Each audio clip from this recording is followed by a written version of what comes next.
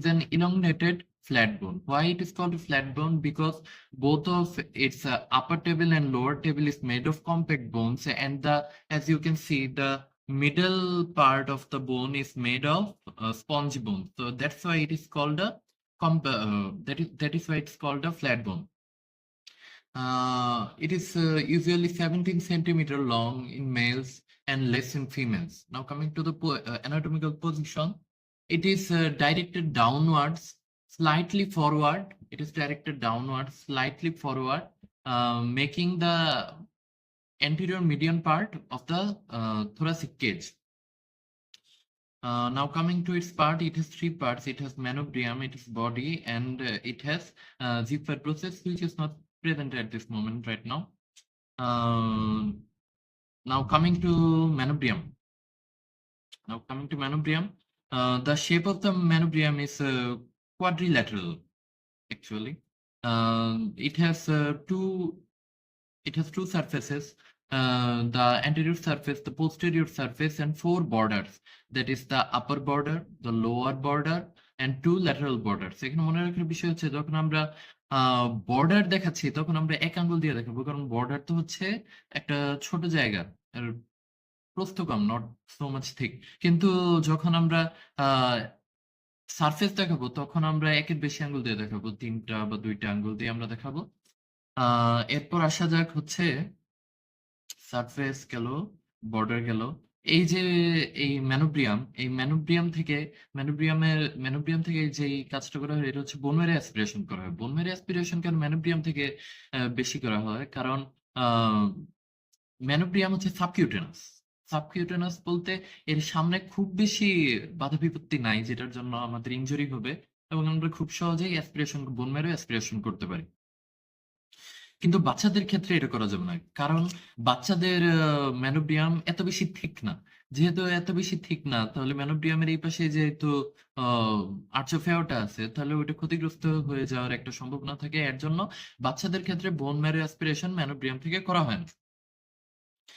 এখন আসা যাক বডিতে। আচ্ছা, তো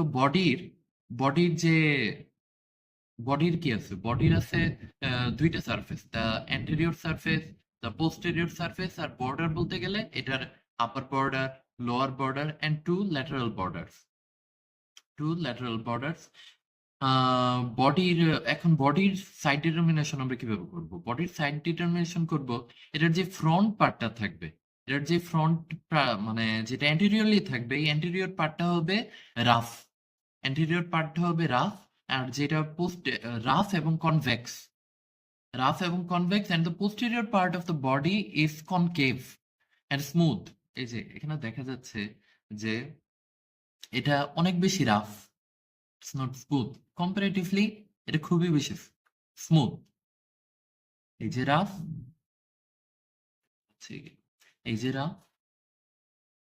এই যে স্মুথ। আচ্ছা, এরপর এই ম্যানোব্রিয়াম আর এই স্টার্নাম, এই দুইটা মিলে যে জয়েন্ট ফর্ম করে, এই জয়েন্টটা হচ্ছে ম্যানোব্রোস্টার্নাল জয়েন্ট। এই জয়েন্টটা ফর্ম হয় 25 বছর বয়সে। ম্যানোব্রিয়ামের এখানে আছে jugular notch. Either side of the jugular notch there is clavicular notch, and either side of the clavicular notch there are facet for what? এখানে এসে যুক্ত হবে ফার্স্ট রিবের কার্টিলেজ এসে এখানে যুক্ত হবে। এবং এইখানে ম্যানোব্রোস্টার্নাল জয়েন্টের এখানে কি আছে? ম্যানোব্রোস্টার্নাল জয়েন্টের এখানে আছে ডেমিফ্যাসেট। কারণ half of the facet is present in manubrium and half of the facet is present in the body of the sternum. এর জন্য এটাকে বলে ডেমিফ্যাসেট। এখানে এসে যুক্ত হবে কি? এখানে এসে যুক্ত হবে সেকেন্ডারি। এখন এই ম্যানোব্রোস্টার্নাল জয়েন্টের এখানে যেটা হয়, ম্যানোব্রোস্টার্নাল জয়েন্টের এখানে যে অ্যাঙ্গেলটা ক্রিয়েট হয়, অ্যাঙ্গেল বলতে যেহেতু ম্যানোব্রিয়াম একটু সামনে আগানো থাকে এবং এটা এই যে এভাবে থাকে, তাহলে একটা অ্যাঙ্গেল ক্রিয়েট হয়। অ্যাঙ্গেলের নাম অ্যাঙ্গেল অফ লুইস। এই অ্যাঙ্গেলটা হলো 163 ডিগ্রি। এটা একটা স্থূলকোণ। এটার একটা ইম্পর্টেন্স আছে অনেক।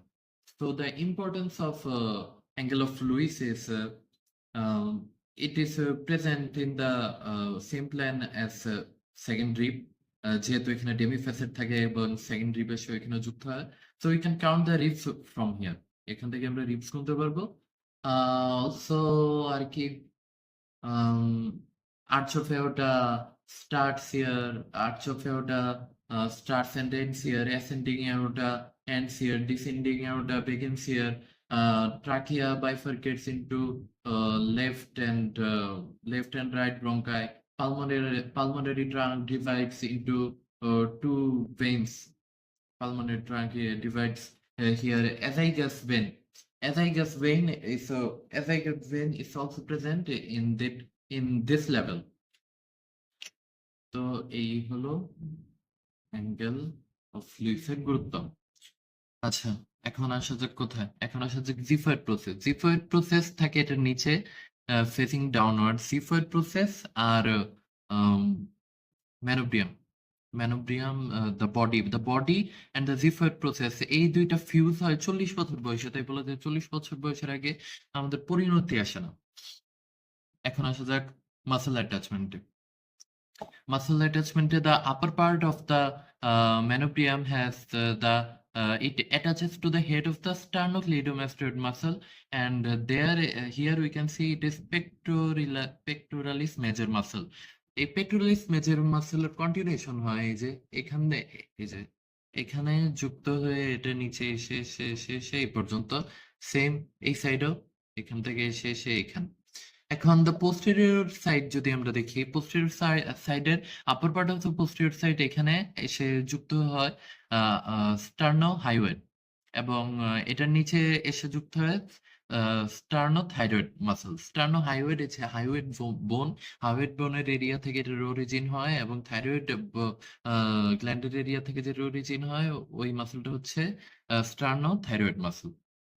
এখন যদি আমরা বডির ক্ষেত্রে আসি, বডির ক্ষেত্রে যেটা বললাম যে এটার সামনের দিকে কি থাকে, the anterior surface of pectoralis major, এবং এর পেছনে থাকে কি স্টার্নোকোস্টালিস। স্টার্নোকোস্টালিস কিভাবে থাকে, একটা ইউ শেপে থাকে, এই যে এখান থেকে গিয়ে এখানে স্টার্নোকোস্টালিস আবার রেডিয়েট হয় এখানে, রেডিয়েট হয়ে এই যে এখানে যেগুলি এখানে এখানে জায়গা আছে, এখানে যে ফ্যাসেট গুলি আছে ফ্যাসেট গুলি কত পর্যন্ত যোগ করবে, কত পর্যন্ত রিবসের জন্য এখানে জায়গা আছে, এখানে সেভেন্থ রিব পর্যন্ত এখানে জায়গা আছে, এখানে এসে 7 রিবের কোস্টাল কার্টিলেজ এখানে এসে যুক্ত হবে। যখন আমি লেফট সাইড বলবো তখন আমি এটা আমার নিজের সাপেক্ষে বলবো যে আমার লেফট সাইড তো এটা, তো আমার লেফট সাইডে, তাহলে এই যে আমি যদি এটাকে এভাবে রাখি, আমার লেফট সাইডের যে পার্ট, এই লেফট সাইডের upper part is related to pleura, and the lower left part is related to pericardium, and there is this area is called bare area of pericardium. এরপর কি, এরপর হচ্ছে the right side, the whole right side is related to pleura, the whole right side is related to pleura.